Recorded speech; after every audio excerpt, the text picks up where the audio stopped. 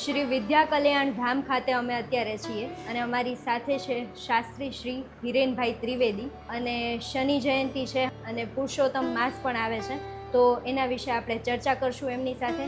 જય ભગવાન શાસ્ત્રીજી. જય ભગવાન, જય જય શ્રી સરકાર. આપણે અત્યારે શનિ જયંતિ છે તો એમનું શું મહાત્મય છે? વૈશાખ વદ અમાસ શનિવાર અને શનિ જયંતિ છે.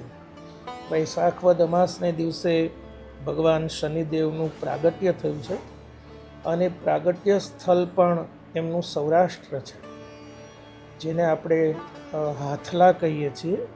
એ હાથલા શનિદેવની પ્રાગટ્ય ભૂમિ છે, એટલે સૌરાષ્ટ્ર એ શનિદેવનું ક્ષેત્ર છે અને શનિવાર પણ છે.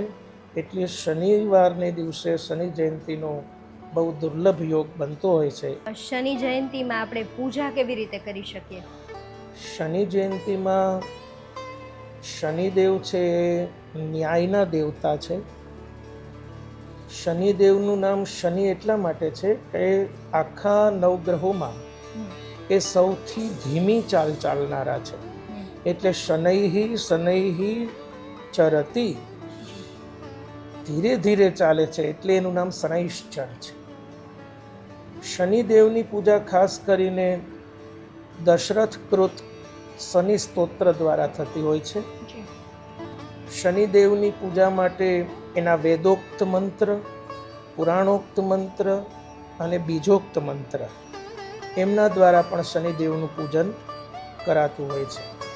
ખાસ કરીને શનિદેવને આપણે જાણીએ છીએ એમ તેલ બહુ પ્રિય છે, એટલે શનિદેવની લોખંડની મૂર્તિ ઉપર અથવા તો પૂર્ણ કદની મૂર્તિ ઉપર અથવા તો શનિદેવના યંત્ર ઉપર તેલનો અભિષેક કરવાથી શનિદેવ ખૂબ પ્રસન્ન થાય, રાજી થાય. એની સાથે કાળા તલ અને અડદનો પણ અભિષેક કરી શકાય.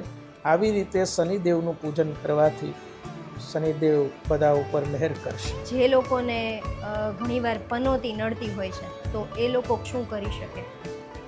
શનિની પનોતી જેમને છે, અત્યારે શનિદેવ મીન રાશિમાં ગોચર ભ્રમણ કરી રહ્યા છે, એટલે 3 રાશિવાળાને 7.5 અત્યારે ચાલતી હોય.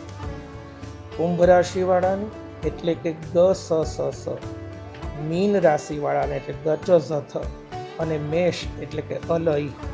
આ 3 રાશિઓવાળાને 7.5 ચાલતી હોય છે. 7.5 જેને ચાલતી હોય એને ખાસ કરીને શનિવારનું વ્રત કરવું જોઈએ.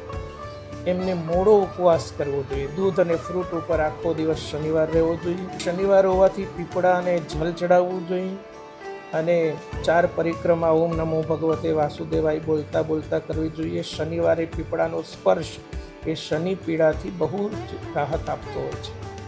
શનિદેવનું પૂજન કરવું જોઈએ. મેં કહ્યું એમ દશરથ કૃત શનિ સ્તોત્રથી એના પાઠ કરાવવા જોઈએ, શનિના મંત્ર જપ કરવા જોઈએ, શનિનો યજ્ઞ કરવો જોઈએ. આવા આયોજનો થતો હોય એમાં બહુ શ્રદ્ધાપૂર્વક એમને ભાગ લેવો જોઈએ અને શનિદેવના નિમિત્ત કંબલ, કાળા તલ, તેલ આદિનું દાન પણ કરવું જોઈએ. શનિદેવની જો કૃપા થાય તો એનાથી વ્યક્તિને શું લાભ થઈ શકે? શનિદેવ એ આમ તમે જુઓ તો જગતના નિયંતા છે અને જગતના નિયંતાની કૃપા થાય એને તો શું ઘટે પછી? એને કુંડલીના 12 સ્થાનો એને અનુકૂળ થઈ જાય. શનિદેવની જેના ઉપર કૃપા થાય એ પ્રજાવાળા થાય, વંશવાળા થાય.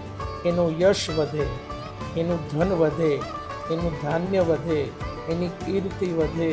જેને ઉપર શનિદેવની કૃપા થાય ને એ દીર્ઘ દ્રષ્ટિવાળો થઈ જાય.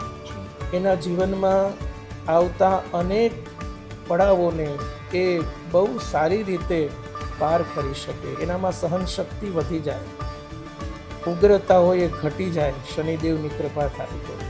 એટલે એક જેને કહે સાધુ જેવું સરસ જીવન, એના જીવનમાં આનંદ, શાંતિ, ઐશ્વર્ય બધું જ પ્રાપ્ત થઈ જાય જેના ઉપર શનિદેવની કૃપા.